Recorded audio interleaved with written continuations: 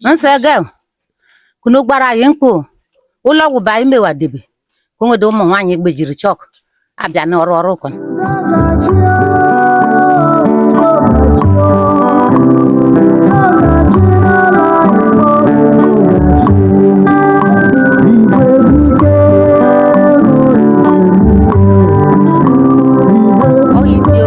Karite na ibe ndị arụ n'oke ime obodo ọ bụrụ ka o ji ụlọ ọgwụ ọ bụ anyị debekwa ụlọ ọgwụ ihe ọ na-ekwu igbo bụ igbo na ebe a kịta anyị nwee ụlọ ọgwụ mana ọ da alụ ọrụ ụmụ nwanyị dị ime chọọ ịmụ nwa ya nwa bụ local midwife okay. O megide nke ọ ya eme wit mkpọrọgwụ o nwere isi eburu ejebe obodo ọzọ ụlọọgwụ ọzọ ka azụọ ya and on the process onwe ndị ya n'ụzọ ihe emebie so ụlọọgwụ ahụ anyị lụ onwero ndị nurses and doctors na-alụ na ya so n'ọya ka a na-ayọ igbo bụ igbo. Okay, ụlọọgwụ a na-enwe nọọsịs na ya, enwe doctors na ya. Kedu ebe arụrụ ya? Ọ dị n'obodo a ga-ahụlikwa ya? A ga-ahụ ya. Okay, ihe gbasakwara n'ụlọ akwụkwọ ụmụazị because ahụkwara m ụmụazị ndị na-aga ọrụ ugbo taa ụbọchị skuul ka erutada ya ka chitara nsogbu nọrọ n'anyị anyị je ka anyị mega ndị mmadụ gere ọgụ kwuba anyị ọ bụrụ anyị bụ ndị azakịkpa ga isi ka anyị zaa egriman and egriman na azaka azụ ka o nwere onye yi eme ka anyị bụrụ re ka anyị sa anyị nọ ọgbechi amenya bebe oyibe mbụ m nchọka mfuru ndị ihe banyere ihe skuul ụmụaka anyị na-agụ ndị nwee ike nne na nna nwee ike ịzụ ịmago n'obodo anyị bi gọọmenti ihe kwesịrị gọọmenti iwetara anyị ka o wee nyere anyị aka n'ọrụ ugbo ahụ anyị si na anyị na-arụ ewetara ya onye ọbụla ewere ike nke onwe wee na-arụ ya ụfọdụ enwere ume ịzụ ụmụ ha na skuul ọ ya bụ na ịfụ ụmụaka ụfọdụ a na-agagharị ruto parents enweghị ike ịzụnye ha. Anyị nwere skuul ọ dị functional mana one kwa anyị enwero comprehensive teachers kwa because ihe anyị na-achọ na bụ ntụ Igbo chọọ inyere anyị aka ka ha nyekwara anyị aka in that area because anyị echego gọọmenti ọ community na fund the school community na fund teachers. Go poor community like this or the one they can afford or local village teachers that can afford or ya bụ na ha na-emenwu otu a and the standard of education here due to no local village teachers or that standard so no ihe ọ na-akọwa. Okay, like ụmụ akwụkwọ na-ele WAEC a na-elekwa WAEC na skuul ole ka unu nwere ebe a ka bidogodi?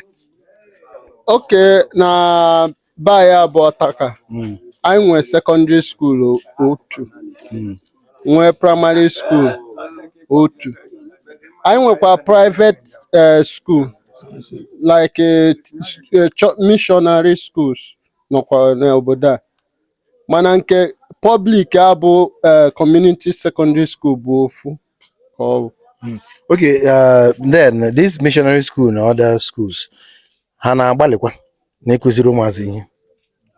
Ọ ha nwa bụ ndị na-aka agbani duto no private stuff ha nwa na-akụzi ọhụma ha na-agbani mana brought to that standard anyị chọọ. Okay, so mommy ihe na-akọwa wụ gịnị chịkọrọ ya okwu ọnụ? ibe ma chịkọrọ n'ọnụ ọhụ ya bụ onwe ibe unu emere mkpọkpụ onwe ebe kude were anụ dị ndị mkpọkpụ ibe ebe gide emiwe kwesị na-ememe dịka ukpoga maọbụ ngụno na-ewefụtara ndị mkpọkpụ fa uwe ngụno na-ewefụtara ndị mkpọkpụ dọ mana mkpọkpụ ka ntọ bụ nke abụbanye gị ben ọ bụrụ wo mbeke mere anyị ka abụbanye n'umere anyị ebe a bụrụ na ukweta ọ na bịara n'umere ya ya ibe ma chọ ndị ihe mma anyị na-akọwa na nchịkọ okwu ya ọ sị na ihe ọ na-enega anya n'onyonyo a na-emega n'obodo ndị ọzọ na nwega ndị a na-enyere aka donetie akwa, donetie ma sanitary pad, donetie ụmụ agbọghọ ji ga-eneta onwe ha. Mana since o ji wee bido ndụ n'obodo a ọfụbọrọ dịka ya, o wee si ebe ọ bụ na Igbo bụ Igbo abịago ọsọ enyemaka, ha bido ododo nyere anyị aka n'ihe dị otu a. Ka ọ dịrị niile na mma, dịkwara na mma anyị nwa bịara ije a na mma. Igbo bụ Igbo, Igbo ndị ọma, Igbo ndị mụrụ nze mụọ ọzọ, Igbo ndị m na-agara ozi, Igbo si m na m kwuru m akwụrụ na mgbawakwa m agbawa. Ebe m ka n'ụwa na ISOBO. ISOBO nọ na Obubra Local Government Area nke Cross River. Arịrịọ ka m na-arịọ unu anụ n'olu ndị nwaanyị n'olu ndị nna. Obodo a kwesịrị ka agbatara ha ọsọ enyemaka, and ama m na unu aga ekwe ka ihere mee anyị. O nwere nke o nwere ndị nke ụmụ nwaanyị, ihe m na-arịọ unu wụsị biko, any kind of donation, ya wụrụ akwa, ya wụrụ ezigbo akwa eyiri ị nazi eyi mebi ọ karịala gị ahụ, ya wụrụ sanitary pad ị ga-azụta because ihe dị ọnụ ebe niile. Biko donate ya ihe ndị a gbasatara ụmụ nwaanyị na ụmụazị. Gị nwee akwa ụmụ gị ịzụọla nke ọhụrụ, nke ochie kwanụ, donate ya na akara a ị na-ahụ, akara ekwentị a. Biko kpọọ m, dere m na WhatsApp ka anyị gwa gị otu ọ ga-esi erute anyị aka, ka anyị nwee ike were ya wetara ndị ISOBO ka ha jiri na-eleta onwe ha. Ihe anyị na-arịọ ọwụ ka ọ nụrụ ube nwanne ya agbala ọsọ, ka anyị jiri ike ọha jiri mee ihe anyị kwesịrị ime. Ya wụrụkwa n'ego, akara nke unu na-ahụ, akara ụlọ akụ unu na-ahụ, biko nụ tinye na ya, specify ya ihe nke ọwụ, ọ ga-erute ndị ISOBO aka. Anyị aga ahapụ ha, anyị ga-emegide ihe ahụ hụ na ndị ISOBO nwetara ezigbo enyemaka site n'aka ndị Igbo. Ana m arịọ unu biko nụ, unu ekwekwele ka ihere mee anyị. Ọwụ Igbo dinyere anyị ozi ya, and anyị ga-aga ya agata ya mma mma, ka udo na-achị n'ala Igbo. Ise ise ise.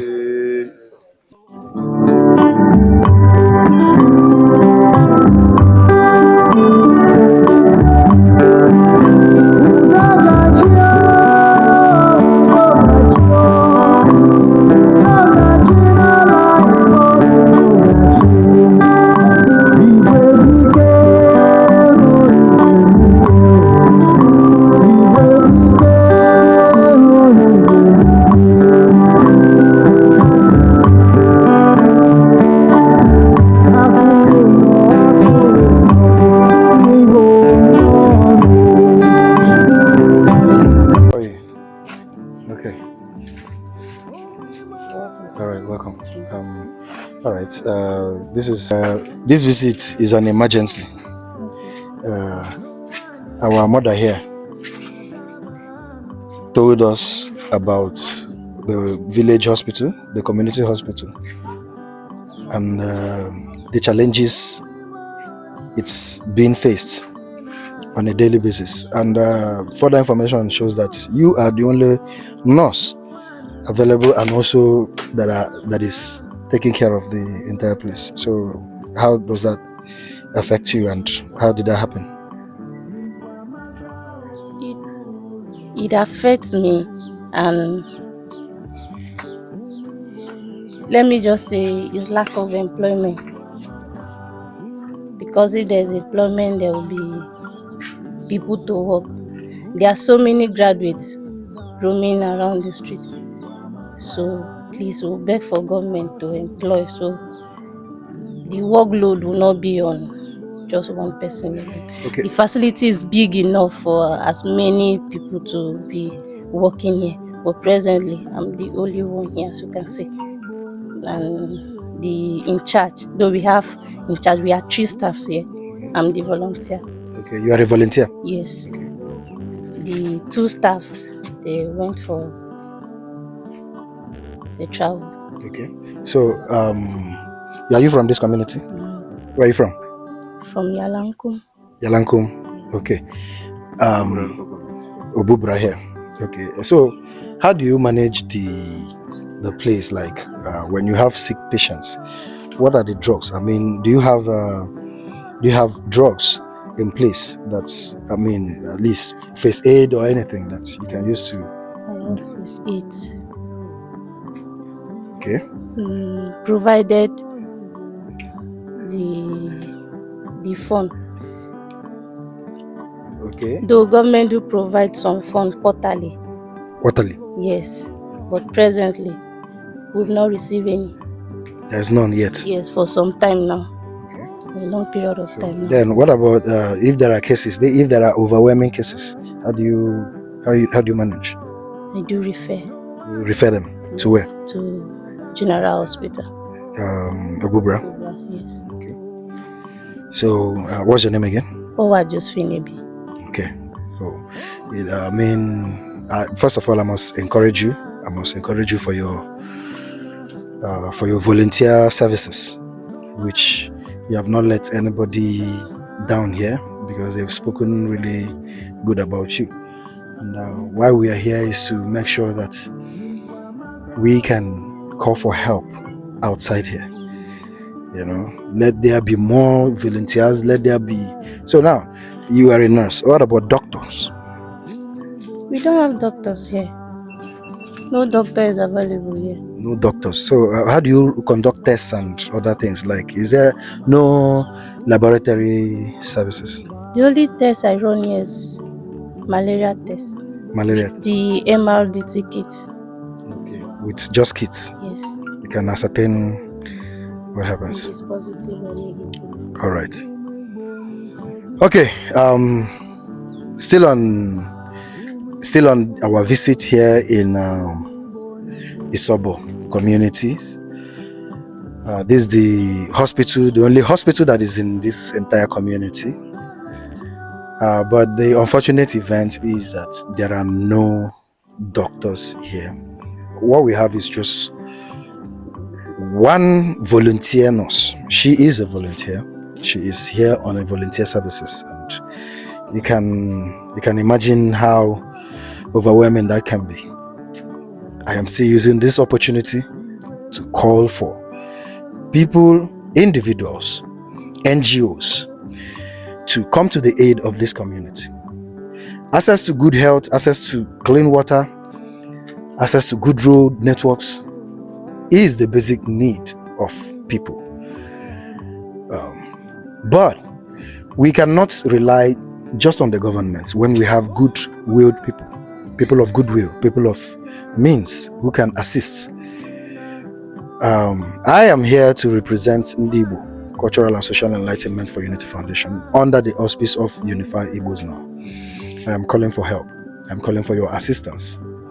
Come to the aid of this community. People shouldn't die because there is no access to hospitals. People shouldn't be made to suffer because there is no access to drugs and water. This lady here is trying. She's a volunteer and she is the only nurse here. So she deserves her flowers.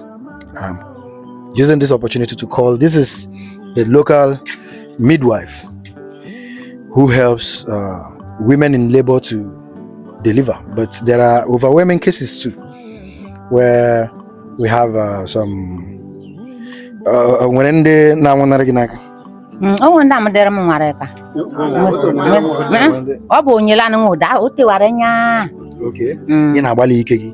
So, well, she is doing her best.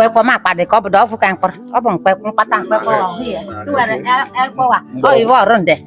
When I'm back, what but Gilanda Naroko. What about Arcon? Okay. I have Tamarolo. In a menu. Okay. All right. Because we boyona kawana yawa. Madana wakame ana wanaka. As a hote kwelenaka, Manayama wo the local midwife here na help umwanya na dime. Enyamaka, I need enyamaka for them. I need enyamaka. Otobelo ga esi aputara gi. Otobelo biko. Akarola ke na ho akarola ku yeji. Otobelo specify ya ihe nke owo. Onya akwa the only volunteer nurse no na hospital nina. Odira is no doctor at all. Okay, on the depth of the suffering ndo boda na suffer. Aya na eme aka ka anyị mechie onye ọbụla ihu mana ọ ka anyị gba asị agba oshi na anwụ ya ala agba ihe ọjọọ na anwụ ya ala ndị obodo a kwesịrị inye enyemaka ndị Igbo onwekwe if there is any person out there you must not be an Igbo person to be a human. Please help what we are calling for you is assistance, help to these indigent people. Thank you so much, and I pray that God blesses all of us. Thank you again. Thank you, Manos. Thank you. Don't stop what you're doing. Help will come, and this is my promise. After today is what's today's date? 15th of May 2024. You people will begin to see new changes in this community. Definitely it will come. Thank you. There are, if we are calling for people to assist, definitely the assistance should come first of all from here. You are in volunteers. Okay, please, you have to accept a little token that I'll be giving to you. Yeah? Accept this. Yeah? It can at least buy you 1 or 2, maybe data for call. Yeah? Mommy? What commanding? Ngwajide. Oh, Yeah? na. Samo. Chineke meje ko hibia. Ko ke gi hinin da ngore mere mi ben mayo no. Ise. Because kunu jiri as in it's not enough, but I believe that help will come. Enyemaka ga-abịa. Enyemaka ga-abịarela. You understand? So don't stop what you're doing. Serve the community. It is not about the community, but it's about humanity. And it's about God. Your blessings will come. Mage, ụmụnwaanyị ndị dị ime na-enyere ha aka. Anwegodi ịdị mbụ na-eme, so akwụsịkwala. Mmadụ ka anyị na-emere. Mmadụ ka eji aba. Because from time to time, I believe that our people will respond to this clarion call. Our people respond. Okay? Dale ko bodo ka gbejiri chok. Oburu nda gbejiri chok. Mure nwanyi wa ka ji debe bore. Odo bi be mem no renya. Emem ko kwede ma obofebe ohoma. Odem ka ha de nwanyi wa. Ihe kwuru eziokwu. At least anụmanụ. Ọzọ ma ọ na gbajiri chọk na ya nwa. Na ọ na gara akwụkwọ. Na ya ga na-arụ. Well, nke ị na-eme dị n'ụdị ya. Because no matter ihe agara na school, nke local one ahụ, we cannot let it go. It is a part of us. So jisike no? Jisike. All right. Nwanyị ọma. Jisike. Thank you. All right.